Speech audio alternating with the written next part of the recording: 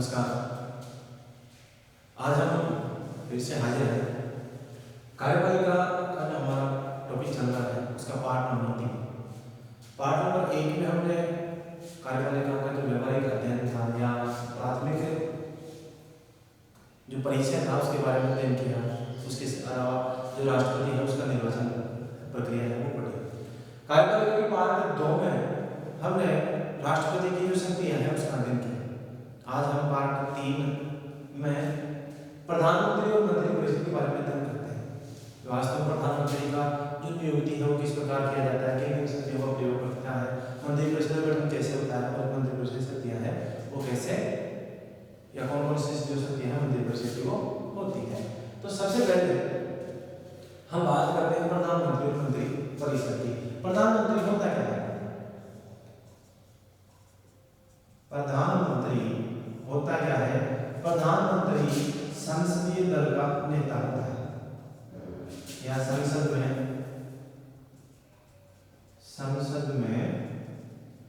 बहुमत दल का नेता। इससे हम यही समझेंगे या संसद में बहुमत दल के नेता से हम ये समझने की कोशिश करें कि प्रधानमंत्री की जो नियुक्ति वो किस प्रकार किया जाता है। प्रधानमंत्री की नियुक्ति है वो राष्ट्रपति द्वारा की जाती है, हमको पता है। इसकी नियुक्ति राष्ट्रपति करता है अनुच्छेद 75 के अनुसार। ठीक है, अनुच्छेद 75 के अनुसार राष्ट्रपति प्रधानमंत्री की नियुक्ति करता है संसद में बहुमत दल के नेता। लेकिन दूसरा सवाल ये कि जब संसद में किसी दल को बहुमत प्राप्त ना हो तो क्या हो? तो उस समय राष्ट्रपति के पास या प्रधानमंत्री की नियुक्ति करते समय राष्ट्रपति के पास दो प्रकार की शक्तियां होती हैं। एक होती है बाध्यकारी और दूसरी होती है स्वयं विवेक। बाध्यकारी और स्वयं विवेक। बाध्यकारी का मतलब क्या होगा कि जब संसद में किसी भी दल को स्पष्ट बहुमत प्राप्त हो, क्या हो? स्पष्ट बहुमत हो। स्पष्ट बहुमत हो तो संसद अपना एक नेता चुन लेते हैं, उसको राष्ट्रपति क्या बनाएगा? प्रधानमंत्री नियुक्त करेगा। जब स्पष्ट बहुमत हो और सांसद जो है खुद अपना नेता चुन ले तो उसी को प्रधानमंत्री के तौर पर शपथ दिलाएगा राष्ट्रपति। तो ये तो कौन सी बाध्यकारी है? राष्ट्रपति बाध्य हो जाता है उस व्यक्ति को प्रधानमंत्री बनाने के लिए। दूसरा है स्वयं विवेक शक्ति। जब स्पष्ट बहुमत नहीं तो क्या करेंगे? बहुत सारे लोग प्रधानमंत्री पद के लिए वोट हो तो उस समय राष्ट्रपति अपनी स्वयं विवेक शक्ति का प्रयोग करता है और किसी एक व्यक्ति को प्रधानमंत्री पद के लिए आमंत्रित कर सकता है, उसको शपथ दिला सकता है और निश्चित समय में संसद में बहुमत सिद्ध करने का मौका दे सकता है। तो इस प्रकार प्रधानमंत्री की नियुक्ति राष्ट्रपति के द्वारा की जाती है। ये तो हो गया प्रधानमंत्री। अब मंत्रिपरिषद क्या होती है? भारत में जब भी हम कार्यपालिका की बात करेंगे और उसमें मंत्रिपरिषद की बात करेंगे तो हम साधारणतः एक बोलचाल के पास हमें शब्द सुनते हैं मंत्रिमंडल और मंत्रिपरिषद, जिस मंत्रिमंडल को हम कैबिनेट कहते हैं। तो मंत्रिमंडल और मंत्रिपरिषद में क्या अंतर है? मंत्रिमंडल और मंत्रिपरिषद दोनों में क्या अंतर है?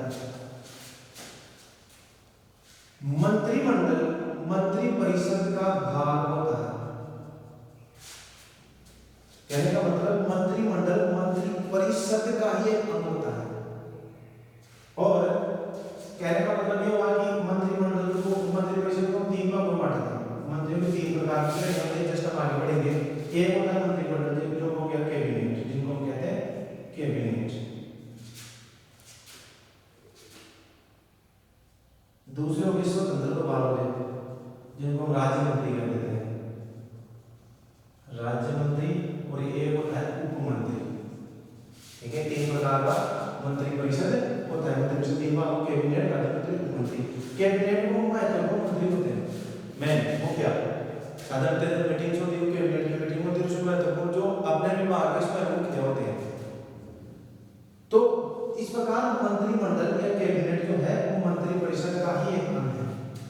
तो इसलिए हम संपूर्ण मंत्रिपरिषद के बारे में बात करेंगे, क्योंकि मंत्रिमंडल तो एक मंत्रिपरिषद का हिस्सा है, भाग है, इन 3 प्रकारों में से एक प्रकार है। अब हम बात करेंगे कि इनकी नियुक्ति अगर किस प्रकार होता है, मंत्रिमंडल या प्रधानमंत्री की नियुक्ति है, प्रधानमंत्री के देवी इनकी जो नियुक्ति है वो किस प्रकार की जाती है, किस प्रकार होती है, इसका हम करते हैं।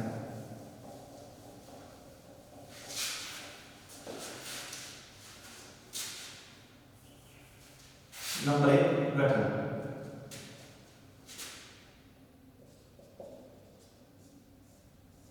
इनका गठन किस प्रकार किया जाता है? तो गठन करने के लिए सबसे पहले क्या होगा, पूरा टॉपिक लेते हैं, मंत्री परिषद का गठन। तो मंत्री परिषद गठन करने के लिए सबसे पहले क्या करेंगे, प्रधानमंत्री की नियुक्ति।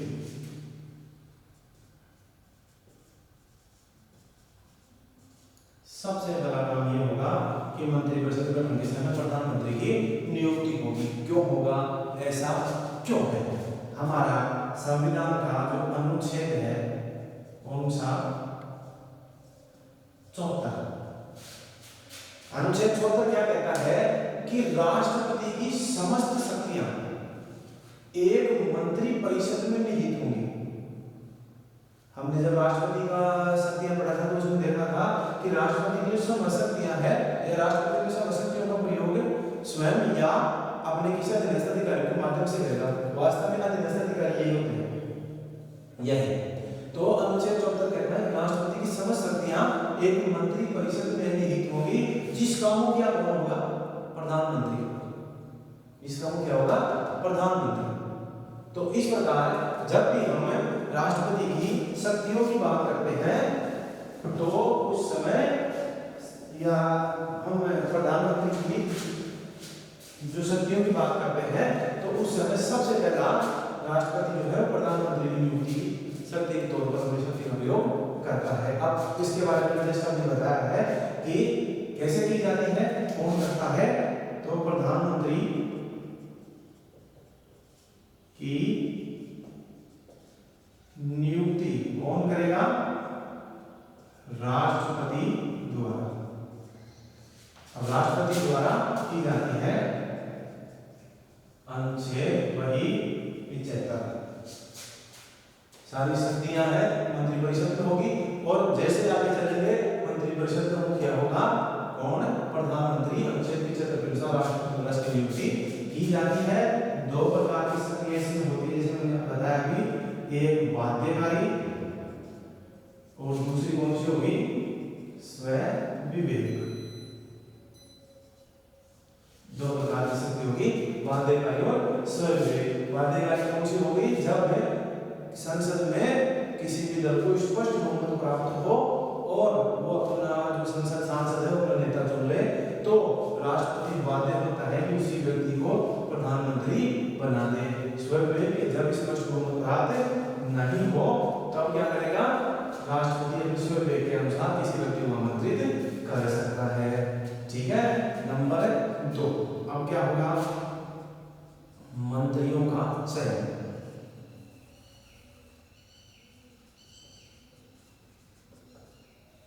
मंत्रियों का चयन।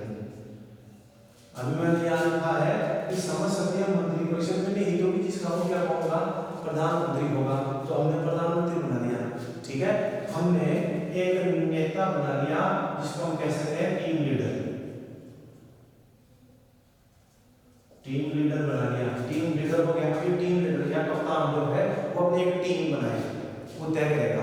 तो ठीक है, तो अब हमने अपना टीम लीडर नियुक्त कर लिया है, तो टीम लीडर अपने क्या करता है, टीम का चयन करता है, मंत्रियों का चयन करता है, और वो सांसद जो है लोकसभा राज्यसभा दोनों में से ही या बाहर से भी किसी व्यक्ति का चयन कर सकता है। अभी हम आगे इसकी योग्यता के बारे में अध्ययन करेंगे। तो सबसे पहले प्रधानमंत्री बन गया, उसके बाद प्रधानमंत्री अपने मंत्रियों का चयन करता है। ठीक है, हम आगे शपथ पढ़ेंगे कि इनको शपथ दिलाएगा, फिर वो जो अपना राष्ट्रपति हो शपथ दिलाएगा।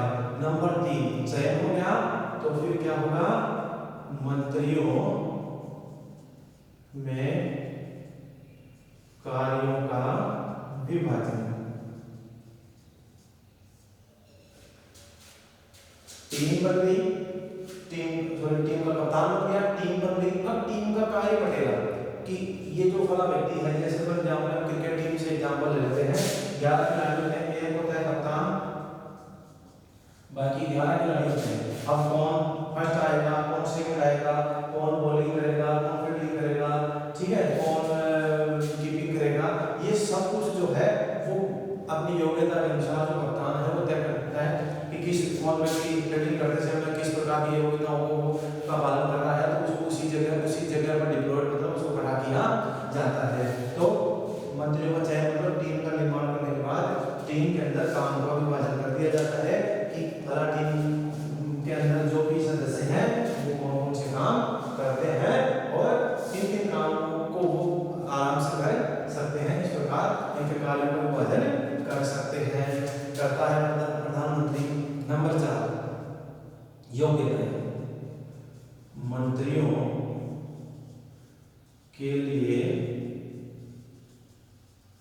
आवश्यक योग्यता। ऐसी कौन कौन सी योग्यता है कि किसी व्यक्ति को मंत्री हम पद दे सकते हैं, कोई मंत्री बन सकता है। हमने भारत में जब भी विधायिका पढ़ा था तो उस समय हमने कौन सी पढ़ी थी व्यवस्था कि भारत में संसदीय शासन व्यवस्था है। कौन सी शासन व्यवस्था है? संसदीय शासन व्यवस्था। और संसदीय शासन व्यवस्था में हमने देखा था कि वहां पर विधायिका और कार्यपालिका दोनों के मध्य क्या होता है? घनिष्ठ संबंध। घनिष्ठ संबंध होता है, ठीक है। अब घनिष्ठ संबंध हो गया तो कहने का मतलब जो कार्यपालिका के जो सदस्य हैं, कार्यपालिका के जो सदस्य हैं वो अनिवार्य रूप से विधायिका का सदस्य होना जरूरी है।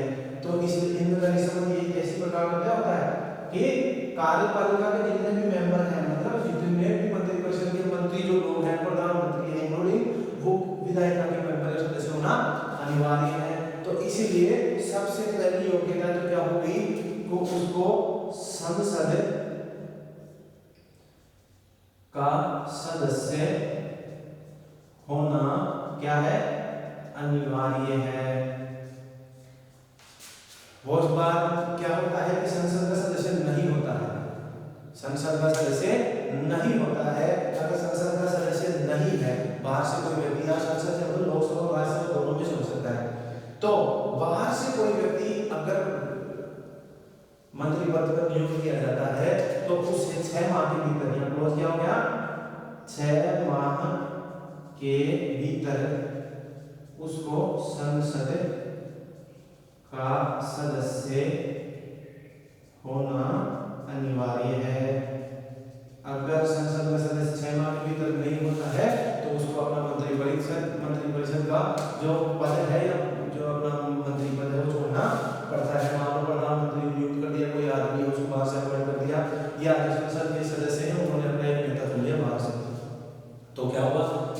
अगर दोनों का सदस्य नहीं बाहर से होना है तो 6 माह के भीतर भी तो उसको लोकसभा राज्यसभा किसी में से भी एक सदन है उसका सदस्य बनना अनिवार्य। ऐसा नहीं है कि उसको अपना पद छोड़ना पड़ता है। तो इसकी नॉर्मल बेसिक योग्यताएं हैं वो होगी।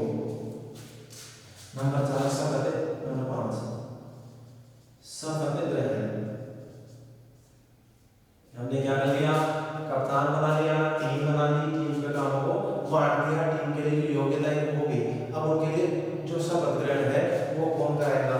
कौन कराता है? राष्ट्रपति या तो स्वयं कराए, या राष्ट्रपति द्वारा नामित कोई व्यक्ति, या राष्ट्रपति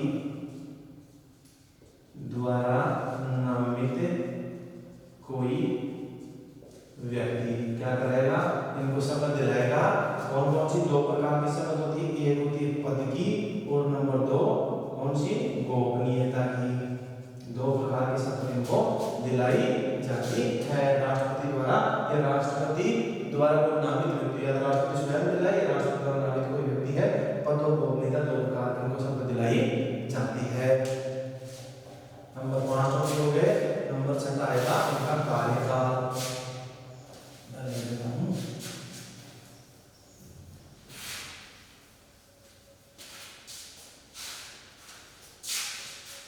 नंबर 6 मंत्रिपरिषद का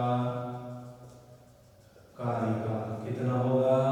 जितना कार्यपालिका का कार्यकाल उतना ही होगा जितना विधायिका का कार्यकाल है। ठीक है, तो ये कार्यकाल कहाँ से कहाँ तक होता है? लोकसभा के कार्यकाल पर निर्भर करता है।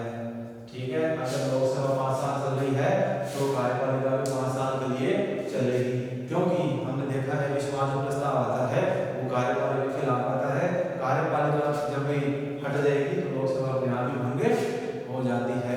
तो इसलिए साधारणतया, ठीक है, नंबर 2 साधारणतया कितना होता है? 5 वर्ष होता है। 5 वर्ष तक, क्योंकि लोकसभा कार्यकाल 5 साल होता है तो उनका कार्यकाल 5 साल तक का होता है। नंबर 7 वेतन भत्ते, वेतन एवं भत्ते, ये इनको क्या क्या मिलता है? क्या क्या? परिवहन जिनको कहते हैं, आवास, और जिनको क्या कहते हैं फोन और वाहन, ठीक है, और अन्य जो खर्च है वो समय समय पर संसद द्वारा समय पर संसद द्वारा तय किए जाते हैं। तो वेतन और भत्ते जो है, वेतन, आवास और वाहन, जो भी भत्ते हैं, जो भी खर्चा है, जो एक्सपेंसेस है, वो समय समय पर संसद द्वारा तय किया जाता है और समय समय पर वृद्धि कर दी जाती है। नंबर 8 क्या है? नंबर 8 में आकार, मंत्रिपरिषद का आकार। पहले क्या था कि मंत्रिपरिषद का कोई निश्चित आकार नहीं हुआ करता था, तो उस समय बहुत बार दल बदल जैसी परिस्थिति हुआ करती थी, या बहुत सारे जो लोग हैं मंत्री पद के लालच में अपनी पार्टी को छोड़ दूसरी पार्टी में शामिल हो जाया करते हैं चुनाव जीतने के बाद। लेकिन बाद में संविधान संशोधन हुआ और मंत्रिपरिषद का आकार तय कर दिया गया। काय का? लोकसभा का 15% तय हो गया। ठीक है, लोकसभा के कुल सदस्यों का 15% से अधिक है, लोकसभा के 15% से अधिक नहीं हो सकता है। ठीक है, तो भारत में अगर केंद्रीय कार्यपालिका है, मंत्रिपरिषद का कार्य जो अपना आकार हो कितना बड़ा होगा, तो हम 543 × 15/100, ठीक है, 543 अगर हम उनको भी शामिल करते दोनों को तो 543 × 15/100 निकाल लेते हैं। इस प्रकार जो आएगा ये लगभग 80-82 अप्रोक्स आएगा। आप एग्रीगेट मान लेते हैं, 80 मान लेते हैं, लगभग 80 जो सदस्य हैं औसतन वो अपने जो मंत्रिपरिषद उसमें अधिकतम केंद्रीय मंत्रिपरिषद उसमें हो सकता है। जैसे फॉर एग्जाम्पल राजस्थान की बात करें तो राजस्थान की विधानसभा में 200 सदस्य हैं, तो 15/100 कितना होगा? 30 मेंबर हो सकते हैं। राजस्थान के मंत्रिपरिषद में 30 लोग हो सकते हैं, इससे ज्यादा नहीं हो सकते हैं। इसका नेक्स्ट टॉपिक है श्रेणी। नंबर 9 मंत्रिपरिषद की श्रेणी। अभी मैंने बताई थी 3 श्रेणियों की है। नंबर 1 होता है कैबिनेट मंत्री, दूसरे राज्य मंत्री, और नंबर 3 उप मंत्री। इस प्रकार 3 प्रकार के मंत्री होते हैं। ये अपने जो विभागों के मालिक होते हैं वो क्या होते हैं? जैसे रक्षा मंत्री, गृह मंत्री, विदेश मंत्री, रेल मंत्री, वित्त मंत्री। इस प्रकार के जो मंत्री होते हैं वो राज्य मंत्री को स्वाधीनता स्वतंत्रता प्रभार दिया जाता है, या कोई ऐसे पोर्टफोलियो या ऐसे मंत्रालय जो कि कैबिनेट से जो नीचे स्तर के होते हैं। तीसरा होते हैं उपमंत्री। उपमंत्री क्या होते हैं? ये साधारण जो कैबिनेट मंत्री है उनके सेवक के स्थायी के रूप में काम करते हैं। जैसे प्रधानमंत्री के साथ उप प्रधानमंत्री पद का सृजन किया जाता है, तो उसी प्रकार जो उपमंत्री है वो कैबिनेट मंत्रियों के सेवक के स्थायी के रूप में काम करते हैं। तो इस प्रकार हमारी जो मंत्रिपरिषद का गठन है वो किया जाता है। पहले प्रधानमंत्री बनेगा, फिर उसके बाद प्रधानमंत्री अपने मंत्रियों का चयन करेगा, कार्य विभाजन करेगा, उनको कौन कौन सी योग्यता होती है, किस प्रकार को लाई जाती है। उनका कार्यकाल कितना होगा, वेतन भत्ते, जो आवास वगैरह वो प्राप्त होता है, आकार कितना होगा और श्रेणी कितने प्रकार की होगी। इस प्रकार हमारी जो मंत्री परिषद जो संगठन है किया जाता है। तो ये इसका फर्स्ट पार्ट जो है वो खत्म हो गया। अभी हम सेकंड पार्ट की चर्चा करेंगे कि इनको कौन-कौन सी जो शक्तियां हैं या ऐसे कौन-कौन से जो कार्य हैं मंत्री परिषद द्वारा किए जाते हैं। तो अभी आप जो बता रहे हैं अभी इनका शक्तियां हैं वो यहाँ पढ़ते हैं।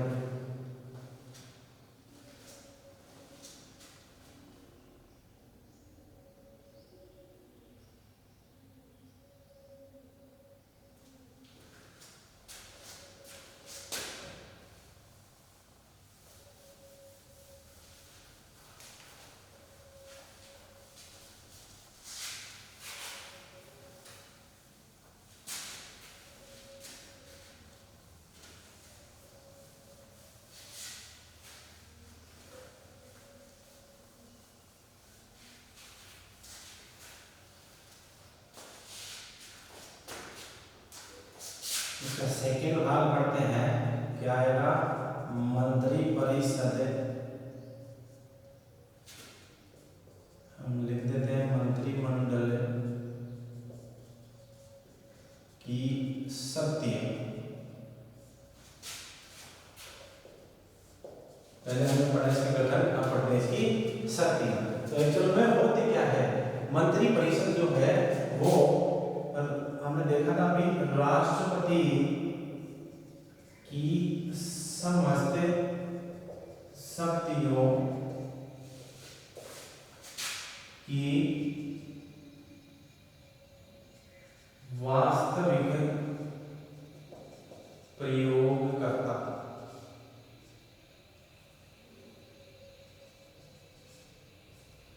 राष्ट्रपति की जितनी भी सारी शक्तियां होती है उन समस्त शक्तियों की वास्तविक प्रयोग करता जो होता है तो मंत्री परिषद या मंत्रिमंडल होता है। कैसे होता है, वास्तव में राष्ट्रपति की जो शक्तियां हैं, जैसे हमने पढ़ा नियुक्ति संबंधी जो शक्तियां हो गया, या वैदेशिक जो सब भारत का नेतृत्व करना वो हो गया, या फिर जो बहुत सारे एक्चुअल में हो क्या गया है हमारे यहाँ खासतौर पर भारत की जो संसदीय शासन व्यवस्था का जब जिसकी हम अध्ययन करते हैं तो जो शक्तियों का संतुलन कार्यपालिका हो गया, विधायक हो गया, न्यायपालिका, तो विधायक का जो काम है वो अब थोड़ा सा सीमित हो गया और उसकी जगह जो काम विधायक को करना चाहिए था वो वास्तव में कार्यपालिका कर रही है। जैसे विधेयक जो निर्माण है उसके ऊपर पूर्ण नियंत्रण विधायक कार्यपालिका होता है, वित्त पर पूरा नियंत्रण कार्यपालिका होता है, राष्ट्रपति द्वारा जितनी भी नियुक्तियां की जाती है वो कार्यपालिका की सलाह से की जाती है।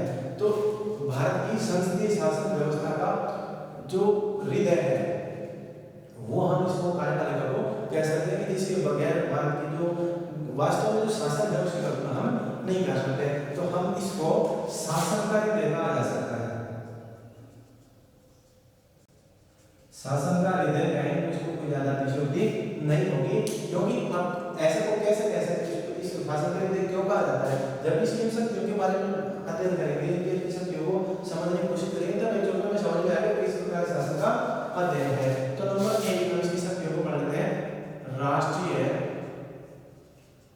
नीति का निर्धारण करना।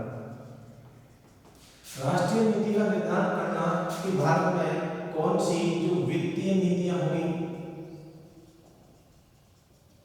ठीक है, कौन सी विदेश नीति होगी, किस प्रकार की हमारी गृह नीति होगी, ठीक है, ये सब कुछ तय करने का काम कार्यपालिका द्वारा किया जाता है।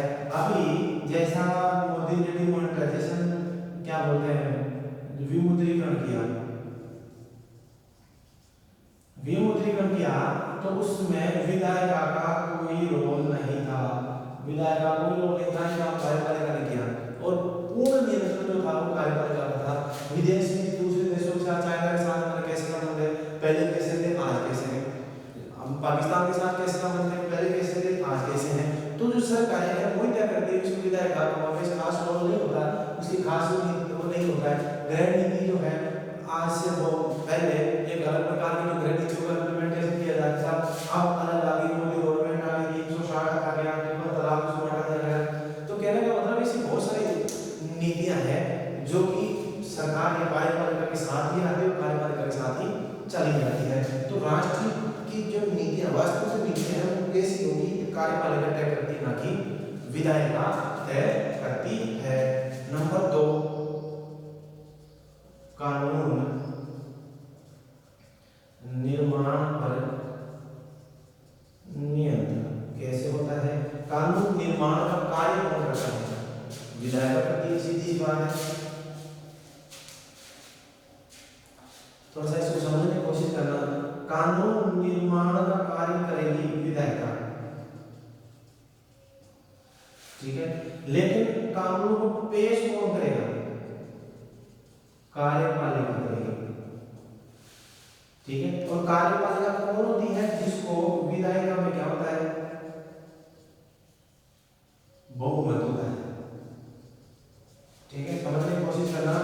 भारत में कानून निर्माण का कार्य करेगी विधायिका, कानूनों को पेश करेगा जो विधेयक या कानून निर्माण ये करेगी, कानून को पेश